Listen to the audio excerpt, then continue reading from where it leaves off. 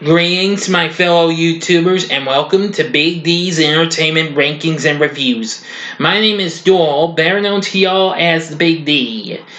And this time around, I bring to you another review in the Star Wars franchise, the sixth chapter of the Skywalker saga, Return of the Jedi from 1983, although this was the third Star Wars to be released overall. But it's the sixth chapter in the Skywalker saga. Now, as a kid, I did grow up seeing this movie and seeing and watching. Well, you know what I mean, okay, folks? The film was directed by Richard Marquand. We once again got the same cast, including Mark Hamill, Harrison Ford, Carrie Fisher, Billy D. Williams, David Prowse, plus Anthony Daniels, Kenny Baker, Peter Mayhew, and Frank Osback. John Williams once again does the score. So now I shall get into the story. But before I do, you have 5 seconds to stop this video before I go into the review.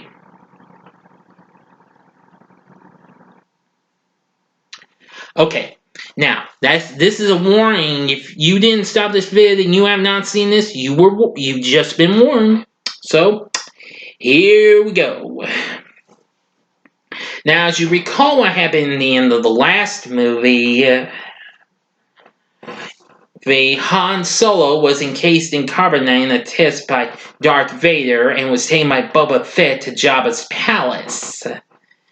And, well, Lando Calrissian, after betraying him, kind of sees a change of heart and joins forces with Princess Leia and Chewbacca, and they manage to save Luke after nearly being defeated by Darth Vader, who reveals him to be his father. But they manage to escape, and, well, Luke gets a new robotic hand, and, well, and Chewie and Lando head off in the Millennium Falcon to save Han. So, first off, we see C-3PO and R2-D2. They're sent to Jabba's palace on Tatooine in a trade bargain made by Luke. Disguised as a bounty hunter, Princess Leia infiltrates the palace under the pretense of collecting the bounty on Chewie and unfreezes Han. But is caught and enslaved, Luke soon arrives to bargain for his friend's release. But Jabba drops him through a trapdoor with the intent on letting him be eaten by a rancor. After Luke kills it, Jabba sentences him, Han, and Chewie to death by being fed to the Sarlacc. The Sarlacc's a huge carnivorous plant-like desert beast. Having his lightsaber inside R2, Luke frees himself and battles Jabba's guards while Leia uses her chains to strangle Jabba to death. And as the others rendezvous with the Rebel Alliance, Luke returns to Dagobah, where he finds that Yoda is dying. So Yoda confirms that Darth Vader, once known as Anakin Skywalker, is Luke's father, and becomes one of the Force. The Force ghost of Obi-Wan reveals that Leia is Luke's twin sister and tells Luke that he must face Vader again to finish his training and defeat the Empire. So, the Rebel Alliance learns that the Empire has been constructing a new, improved Death Star under the supervision of the Emperor himself. As the station is protected by an energy shield, Han leads a strike team to destroy the shield generator on the Force Moon of Endor. Doing so will allow a squadron of starfighters to destroy the Death Star. Luke and Leia accompany the strike team to Endor in a stolen Imperial show. And Luke and his companions encounter a tribe of little fuzzy bear-like creatures called Ewoks. Yes, and this is introduced us to the Ewoks. I have a little more to talk about them after I'm done with this, okay? So stay tuned. Anyway, and after an initial conflict, gain their trust. Later, Luke tells Leia that she is his sister, Vader is their father, and that he must confront him. Surrendering to Imperial troops, Luke is brought before Vader, and he tries to convince his father to return from the dark side. So Vader takes Luke to the Death Star to meet the Emperor.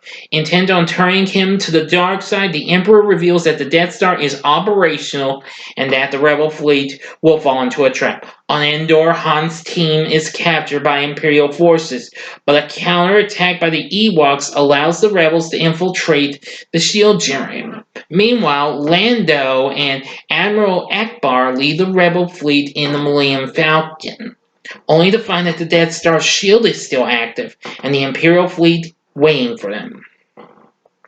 Further adding to the crisis, the Emperor reveals to Luke that the Death Star is fully armed and operational and orders the firing of its massive super laser, destroying one of the rebel starships. The Emperor then tempts Luke to give in to his anger, and Luke engages Vader in a lightsaber duel. Yeah, Vader senses that Luke has a sister and threatens to turn her to the dark side as well. So enraged, Luke attacks and severs Vader's prosthetic hand. The Emperor entreats Luke to kill Vader and take his place, but Luke refuses, declaring himself a Jedi like his father before him. Furious, the Emperor tortures Luke with Force lightning. Unwilling to let his son die, Vader throws the Emperor to his apparent death, but is mortally electrocuted in the process. At his father's last request, Luke removes the mask, and the redeemed Anakin Skywalker dies in his son's arms. Yes. After the strike team destroys the shield generator, Lando leads a group of rebel fighters into the Death Star core. While the rebel fleet destroys the Super Star Destroyer Executor, Lando and an X-Wing fighter pilot, Wedge Antilles, destroys its main reactor.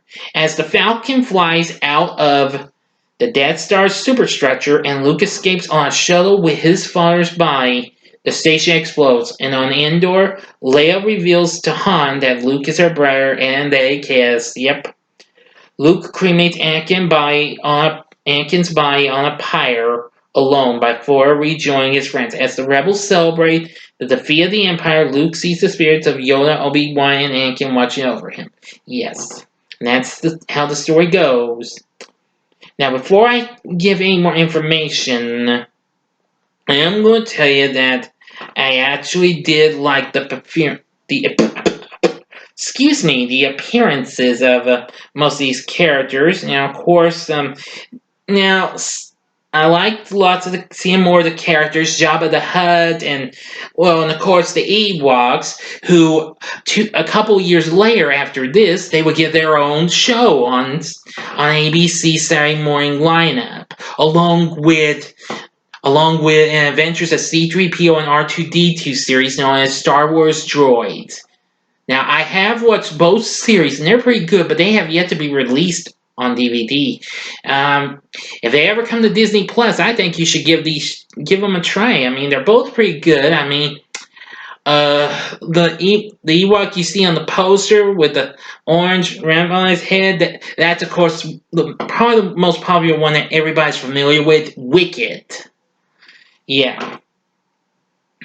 Anyway, I absolutely love it, and there was also some direct-to-television movies as well. I can't remember what they were called though, but even so, there were two Ewoks movies that were live-action movies. They were made for TV. I don't remember them too much though, but I've heard of them though. Anyway, now I will say the Droids cartoon only had one season. The Ewoks had 2 seasons, both of which were produced by Canadian cartoon studio Nelvana, who of course did the animated segment in the extremely underrated and sort of bad Star Wars Holiday Special from 1978. So anyway, I'm just going to say that I did enjoy Return of the Jedi. I was kind of well, well, I still sometimes don't feel thrilled with them replacing, well, saying Hayden Christensen as as in the role of Anakin after we see Sebastian Shaw, who plays the ghost of Anakin originally. But David Prowse still plays Darth Vader, though, and James Earl Jones still provides the voice. So anyway, that's all I can say. But I will say that I love the story. The characters were absolutely great. The action was great. The battle between Vader and then the Emperor was absolutely great.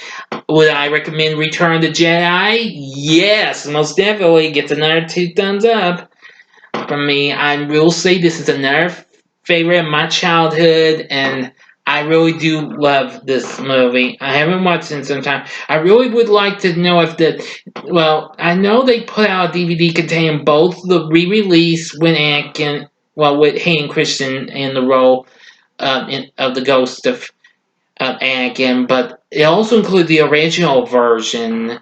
But we'll see if it's still there and if it's at a reasonable price. I might talk again the original trilogy with their special edition forms. But anyway, that's going to do it for my review of Return of the Jedi. Oh yeah, and again, John Williams did great with the music as well. Okay, so now I'm really ending the review of Return of the Jedi. Please feel free to let me know what you thought about this in the comments section. Like and subscribe to my channel and be a part, excuse me there, of the Big D Nation. Okay, yes. Now, join me next time when I will be bringing you some more holiday-themed reviews. Well, that'll be tomorrow. But however, I will finish Star Wars with the first 2 installments of the brand new trilogy this Sunday when I review The Force Awakens and The Last Jedi. And like I said, there's only 2 more weeks to go before The Rise of Skywalker hits theaters, so I'm looking forward to seeing that. So, thank you again for watching. Until next time, I'm the Big D saying, see ya, and may the Force be with you.